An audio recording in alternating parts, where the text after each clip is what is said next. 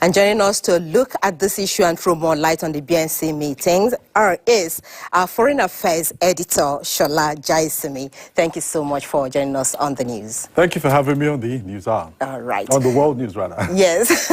Okay, so the BNC meeting, of course, the ministerial meeting is already taking place, precursor to that BNC commissioned conference, which is happening tomorrow and will be co-chaired by the two nations presidents, the economies in Africa that are regarded as big economies, South Africa and Nigeria. Now tell us a bit more about how important this commission has been over the years since its establishment. Well, this will be the 11th, meeting of the Nigeria-South Africa Binational Commission.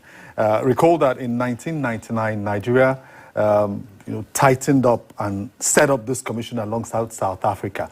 But relations between both countries actually commenced at the end of apartheid, when the white minority rule was brought to a halt. South Africa established diplomatic relations with Nigeria at that point, so we had high commissions set up between both countries, which have, English heritage, as members of the Commonwealth. So it's been a long one between Nigeria and South Africa. But we're not unaware, Nkoli, about the challenges we face. And that's why that commission was set up as far back as 1999, to see how both countries can clear these issues. Nigeria was and is still a strong pillar to South Africa. And I'm going back to the issues around why Nigeria went full log as far back as when Murtala Mohammed was in government, where he said, no, we must bring down apartheid. Now, having brought down apartheid, Nigeria expected that the relationship would be, more cordial. But we have seen that on both sides, it's been like a tit for tat. Xenophobic attacks on Nigerians, a couple of Nigerians killed, Nigerians deported, 125 from South Africa in 2011-12 for non-possession of a yellow fever vaccine card. And of course, Nigeria also having these issues, trying to squeeze South Africa in its own way. So Jacob Zuma, who was president at a particular point in time up to 2017, and even President Jonathan, they had this meeting in 2013 in Cape Town. I was in Cape Town for that meeting, and it was a precursor to the World Economic Forum on Africa. And they discussed and said, look, we'll clear all gray areas politically, economically, and we'll flow. 11 years down the line, are we where we are? President Tinubu and Cyril Ramaphosa will meet tomorrow to build on what the two ministers have done today. So we're watching the space, and calling. Okay, it's important we watch the space because this Binational Commission marks the 25th anniversary of the framework which was established between these two countries. And if these challenges are still there, who's to blame really? And as they go forward in this meeting, what ties are they going to strengthen this time around? Well, they'll try to strengthen economic ties. We know that not a few South African companies have left this country because we had almost 100 of them as at 2013, 2014.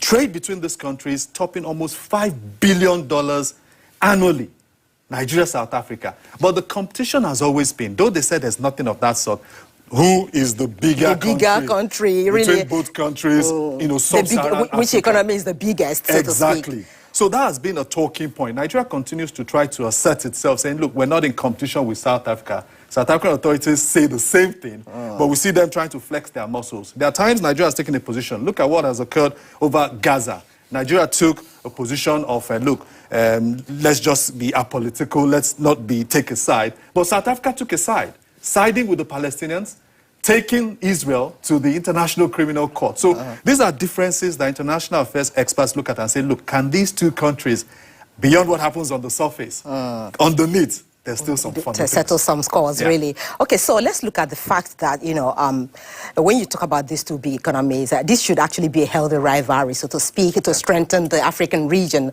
the more. So beyond these two countries, really, these two men are co-chairing the BNC tomorrow. And what they intend to do is to strengthen this economic ties, trade and investment and all of that in the region, not just about the two countries. So how do you think they will go ahead doing this forward, apart from the two countries themselves? Well, South Africa and Nigeria, through their respective presidents, Cyril Ramaphosa and President Tinubu, will obviously tell the whole world, look, we're meeting as usual on our binational commission to let other African countries and the global community know that, look, if these two meet and take decisions, you better listen. So that's what they're expected to do. So issues around trade, remember the issue around the African Continental Free Trade Agreement, Secretariat hosting. Nigeria wanted that, Secretariat to be in Nigeria, but eventually it was taken to Accra. South Africa always has this way around saying, look, we seem to be operating on a higher level than you, Nigeria. We're an official member of the G20 and all of that. Nigeria was only invited. So these two leaders will sit down, they will talk, they will put pen to paper, and we will watch sign the memorandum outcome, of understanding exactly, yet again on what this will portend for Africa. As always. Let's look at some of the key areas. You've talked about trade and investment. Political consultations is also one of the issues they're looking at. Consular and migration matters. Little wonder our own, is it the what do you call it? Immigration, officer. Yes, it's also that's the Controller General. Is also part of this meeting. Yeah. So I foresee a situation, because if you apply to South Africa for a visa, they give you a 30-day visa. So they must work around issues of, can we have visa on arrival policy between both countries? Not a few South Africans believe that Nigerians come into the country more experienced, more educated, and take our jobs.